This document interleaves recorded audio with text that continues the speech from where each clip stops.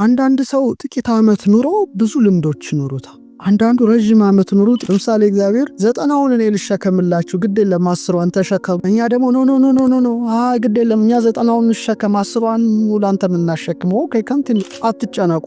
ስለምትበሉ ስለምትጠጡት አትጨነቁ። ጀስት የሰማይ ወፎችን ተመልከቱ። ከምግብ ጋር ተያይዞ ከልብስ ጋር ተያይዞ ምድረ በዳ አበቦችን ተመልከቱ። ይሄ ጥረግረ ብላ የሚለውን በጣም አድካሚ ሆነን ወደ ቀኝ እንዳናዘነብል ሆነን 90% ተሸክመን መንገዳገድ ግዴታችን ሆነ። እንደ አሳማ ጭቃ ውስጥ ከመርመጥመጥ የንስር ክንፍን ገንዘብ አድርጎ መብረር እየተቻለ እግዚአብሔር ላበርክትላችሁ አስራቴን ስጡኝ ይላል። እግዚአብሔር ቸግሮት አይደለም። እኔ በራሴ ህይወት ያየሁት ንሶ ዊትነስ ነ ይህ ማለት ብሌሲንግ ይባላል። ተጨነቁ አትጨነቁ ያለን መስመር አለ። አትጨነቁ ካለ አልጨነቅም፣ ተጨነቁ ላለው እጨነቃለሁ። ጥበብ ታሳልቃለች እንጂ አታልቅም። ከመጥበብ መጠበብ ከጠብ ጥበብ ይበልጣል። ጊዜ አንጻራዊ ነው። በጣም ለየት ያለ ነገር አመለካከት አለኝ ስለ ጊዜ። የሌላውን አላቅም፣ ስለ ራሴ ጉዳይ ነው ማወራው። አንዳንድ ሰው ጥቂት ዓመት ኑሮ ብዙ ልምዶች ይኖሩታል። አንዳንዱ ረጅም ዓመት ኑሮ ጥቂት ልምዶች ይኖሩታል። ለምሳሌ የ3 ዓመት ሕፃን ቅዱስ ቂርቆስ ታወቃል። ቅዱስ ቂርቆስ ትልቅ ገል ተጽፎለታልና የኖረው ዓመት 3 ዓመት ነው። እንዴት ሊሆን ቻለ ያለሽ?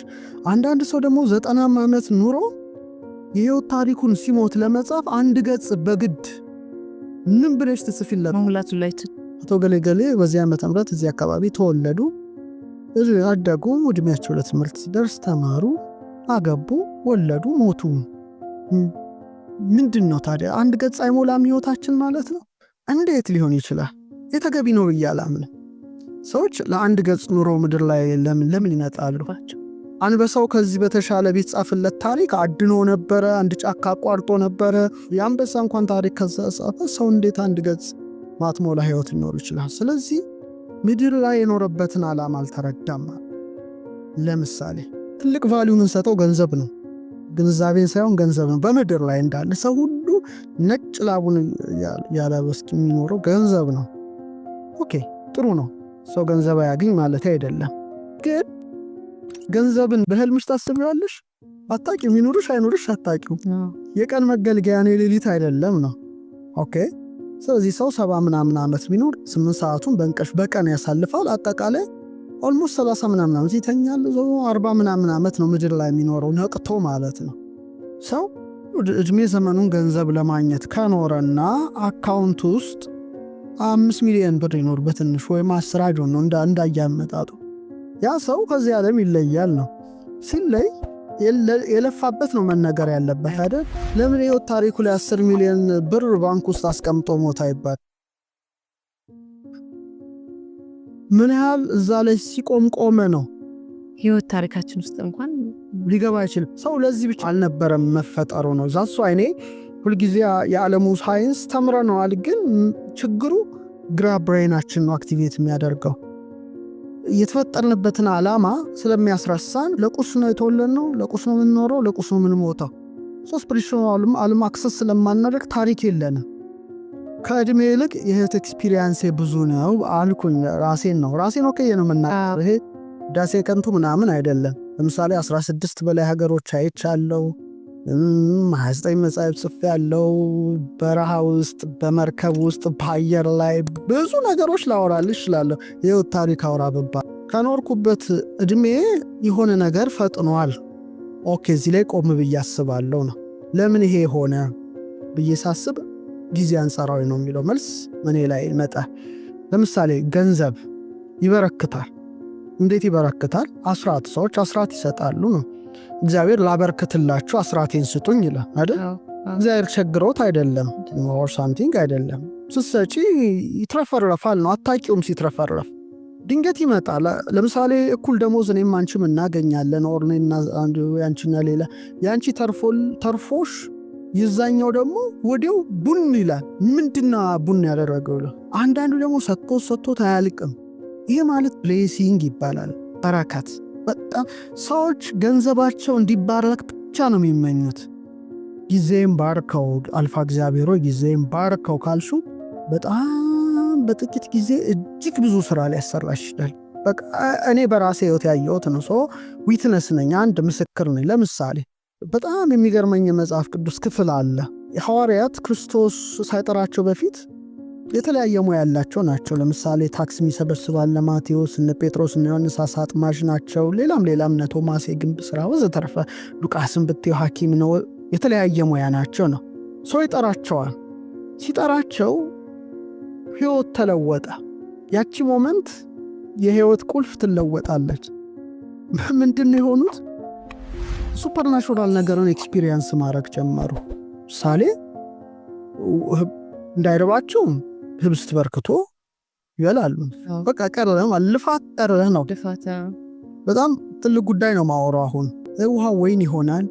ባህር ላይ እንምጣ ሲሉት እንደ ጴጥሮስ ነው ይላቸዋል። ነፋስ ሲገሰጽ ያሉ ሙሴ ብርሃን ሲበራ በጣም ስፍር ቁጥር የሌለው ደግሞ አጾሙ ሞይ ስሏቸው ሙሽራው ያለን ሚዜዎቹ አይጾሙ ይላቸው እና የነበሩበት ህይወት በጣም በቃ አይተውት ማያውቁት ነው። ከስቅለቱና ከትንሣኤው በኋላ ጥቂት ሲለያቸው አሳ ለማጥመድ ሌሊቱን ሁሉ ይታገላሉ ነው። የትግል ህይወት ነው እና ዓለም ለእኔ እንደዛ ሌሊት ሆኖ የሚታየኝ ዳይሜንሽን አለ። ትግል አሳ ግን የለም። መታገል አሳው ግን አይገባ። በኋላ ንጋት ላይ ወደ ውሃው ዳርቻ ጌታ ይገለጻል። ንጋት ራሱን ችሉ ትርጉም አለው እና መረቡን በቀኝ በኩል ጣሉ ይላቸዋል እና በቀኝ በኩል ሲጥሉት 153 ትልልቅ አሳዎች ተያዙ። የቀኝ መንገድ በጣም ቀላል አይደለም። ግራ ሌላ ነው፣ ሌፍት ልፋት ነው፣ ቀኝ ራይት ነው። አሳውን ደግሞ ጠብሰን እንበላለን እናዘጋጃለን እንዳይሉ ሌላ የተጠበሰ አሳ ማን እንዳዘጋጀው የማይታወቅ ህብስት አለ እና ተለወጠ ነው። ኦኬ ያ ከሆነ ሰዎች ስጋዊ ማንነታቸውና መንፈሳዊ ማንነታቸው ማዋሃድ ከቻሉ በዚህ ልዕልና ደረጃ አሉ። አሁን ግን እየተከተልን ያለነው የግራውን መንገድ ነው። ለምሳሌ እግዚአብሔር 90ውን እኔ ልሸከምላችሁ ግድ የለም 10ዋን ተሸከሙ አይነት ነው። እኛ ደግሞ ኖ ግድ የለም እኛ 90ውን እንሸከም 10ዋን ነው ላንተ የምናሸክመው። ኦኬ ኮንቲኒው። አጠቃላይ ቅዱሳት መጻሕፍትን ትምህርት ስትመለከቺ በዚህ ዓለም ስላለው ጉዳይ እንድንጨነቅ አልተፈቀደልን። አትጨነቁ ነው በጣም ትልቁ ሜሴጅ። አትጨነቁ፣ ስለምትበሉ፣ ስለምትጠጡት፣ ስለምትለብሱት አትጨነቁ። ጀስት የሰማይ ወፎችን ተመልከቱ። ከምግብ ጋር ተያይዞ ከልብስ ጋር ተያይዞ የምድረ በዳ አበቦችን ተመልከቱ። ሰሎሞን እንኳን ከነሱ እንዳንዱ አልለበሰም። እናንተችን መንግስቷና ጽድቋን ፈልጉ፣ እኔችን ቀድጃታለሁ፣ በዚህ ምንም የምታጡት ጉዳይ የለም ባካችሁ አይነት ነው። ትኩረት ማድረግ ያለብኝ ወደ አዘዘኝ ይመስላል። መንግስቱ ምንድነው? ጽድቅ ምንድነው? ሌላ ጉዳይ ነው። ኦኬ አሁን ግን ዓለም እንዲገለበጠችብን ያን ጉዳይ ያን ሪያሊቲ ነው። አይሽ መነሳንሱን ወደ ግራ እንደምናዞረው ይሄ ጥረ ግረ ብላ የሚለውን በጣም አድካሚ የሆነውን ወደ ቀኝ እንዳናዘነብል ሆነን 90% ተሸክመን መንገዳገድ ግዴታችን ሆነ ማለት ነው። ብሌሲንግ የለም ላይፋችን ላይ ትደክሚያለሽ፣ ትለፊያለሽ፣ ነጭ ላብ አልብጥ እስከ ሞት ድረስ ትጓዣለሽ። ይህን ኤክስፒሪየንስ ማድረጋች ምክንያቱም እሱ ያለን ሌላ ነው። ተጨነቁ አትጨነቁ ያለን መስመር አለ። አትጨነቁ ካለ አልጨነቅም፣ ተጨነቁ ላለው እጨነቃለሁ ነው። ስለዚህ ይህን እሰጥሃለሁ ይጨመርልሃል። ይሄ ምድራዊ ላይ ያለውን ጉዳይ ዓለም ማየት የሚፈልገውን የሚጓጓውን ሁሉ እሰጥሃለሁ፣ አትጨነቅ ልጄ፣ የኛውን ተጨነቅ ካለኝ አምላኬ አልፋ እግዚአብሔር ነው ይሄን ያለው። አደምጠዋለሁ። ካደመጥኩት የኔ ሪያሊቲ ሌላ ነው። አንድ ዓለም ላይ እንኖራለን። እኔ የምኖርበትና አንድ ሰው የሚኖርበት ሪያሊቲ ይለያያል ነው። ልክ እንደ ቀኝና ግራው መንገድ ነው። ግራው ትግል ነው፣ የሚታገላል እያለ አንዳንዱ ደግሞ አይታገልም። ለምሳሌ ሁሉም ጥለው የሄዱት ስንት ተመልከቻቸው። በረሃ ውስጥ አይራቡም እኮ ምግብ አይደል የሚፈልጉ። ምግብ ከፈለጉ አንድ መልአክ ተልኮ ልክ እንደ ኤልያስ ህብስት ይመግባቸዋል። ያ ደግሞ በማዕዛን ብቻ ይረካሉ። በቃ ዛሱ ምግብ ከቆመ እነሱ ማየት የሚፈልጉት ሌላ ሪያሊቲ ነው። ብርሃን ሲወርድ መላእክት ሲወጡ ሲወርዱ ሌላ ምድር ላይ ሆኖ ጀስት ሄቨንን እንደማጣጣም እንደ ያዕቆብ ተኝቶ ድንጋይ ተንተርሶ የወርቅ መሰላል እንደተመለከተው ምድር ላይ ሆኖ ረቂቁን ዓለም ያያሉ ነው። ይሄ ደግሞ ጥሮ ግሮ ላቡን ጠፍ አድርጎ ይኖራል። እና ምንድነው ወደ መጽሐፉ ስንሄድ ብዙ ጊዜ የሚባለው ኮንሰፕት ከአንዱ ይለያያል። በቃ ይህን ያየሁት ነው፣ በራሴ ነው። ሌላው አይመለከተኝም። በዚህ ላይ አንድ የራሴ የሻራ ያለኝ ሰው በመሆኔ ማለት ነው። ስለዚህ ሰዎች ጊዜያቸው እንዲባረክ እግዚአብሔርን ቢጠይቁት፣ ጥበብ ታሳልቃለች እንጂ አታልቅም። በጣም ሰፊ ዓለም ነው። በጣም የሚያስደስት ዓለም ነው። ከመጥበብ መጠበብ፣ ከጠብጥበብ ይበልጣል። ይህን ብቻ ቢይዙ በቂ ነው እና ከፍ ብለው እንዲመለከቱ። ዝቅ ካልሽ ዝቅታ ብዙ ጊዜ ላለው እንደ አሳማ ጭቃ ውስጥ ከመርመጥመጥ በልዕልና መጓዝ የንስር ክንፍን ገንዘብ አድርጎ መብረር እየተቻለ ለምንድን ነው? እና ሰዎች ሌላ የሚናገሩትን ነገር በጣም ቢጠነቀቁ ከባድ ነው። አንደኛ በእኛ ትምህርት ከነፍስ የሚወለዱ ነገሮች አሉ። ልብ መውለጃ ናት። ቃልን ትወልዳለች፣ ትንፋስን ታወጣለች። ስለዚህ ልብ ሀሳብ ነው። ሰዎች የሚያስቡት ራሱ ኃይል አለው እንኳን የሚናገሩት። ስለዚህ የምናስበውን በጣም ብንጠነቀቅ ራሱን የቻለ ኃይል ስለሆነ ማለት ነው። ኃይለ ንባብ የሚባል አለ። ቃል ነው። ቃል በጣም ኃይል አለው እና የምንወረውራቸው ቃላቶች እጅግ ከፍተኛ ኃይል አላቸው።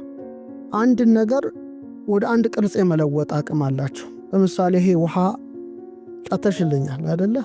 እስካሁን ያወራነው ነገር በጎ ነገር ስለሆነ ይህን ውሃ ደስ ብሎኝ ነው መጠጣው። ምክንያቱም የተናገርኩት ቃል ኤነርጂ ውሃው ላይ ያርፋል ነው። ሜሞሪውን ይዘዋል ነው። ለምሳሌ እናት አባቶቻችን ጠበልን ውጭ ያስቀምጣሉ። ለምን? የምንናገረው ነገር ውሃውን ያረክሰዋል ነው፣ ይበክለዋል እና አንቺ ያድነኛል ብለሽ ምጠጪው መልሶ ይገልሻል ነው። ስለዚህ የምናወጣው ቃል ራሳችን መልሶ ይገለናል ነው። ለምሳሌ ጃፓናዊ ሳይንቲስት እንዳደረገው ማለት ነው። ውሃ ላይ ጥሩ ቃል መጥፎ ቃል ጽፎ ድጋም አደረገ ነው። ሪሳይት ያደርጋል። I love you hate you ጥሩ ፖዚቲቭ ወርድስ ኔጌቲቭ ወርድስ። ከዛ ጥሩ ቅርጽ የሰራው መልካም ቃል የተነገረበት ውሃ ነው። ክፉ ቃል የተነገረበት ውሃ በጣም በ24 ሰዓት ውስጥ ነው የተፈረከሰው። ስለዚህ የሚፈረክሱንን ቃላት ብንጠነቀቅ ጥሩ ነው። በጣም አንደበታችን ቁጥብ የተረጋጋ ከምስጋና በቀር ሌላ ባያወጣ መርጣለሁ። ምክንያቱም መልሶ እኛኑ ነው የሚጎዳን ማስጠየቁ ሌላ። ሶስተኛ ኢቭን ከልብ እስትንፋስ ይወጣል ይባላል። ስርጸት በሃ ፊደል እንወከላታለን።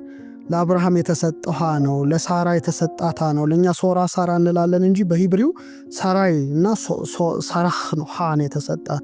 ሃ እስትንፋስ ነው እና ምን ተነፍሰው ራሱ ኃይል አለው።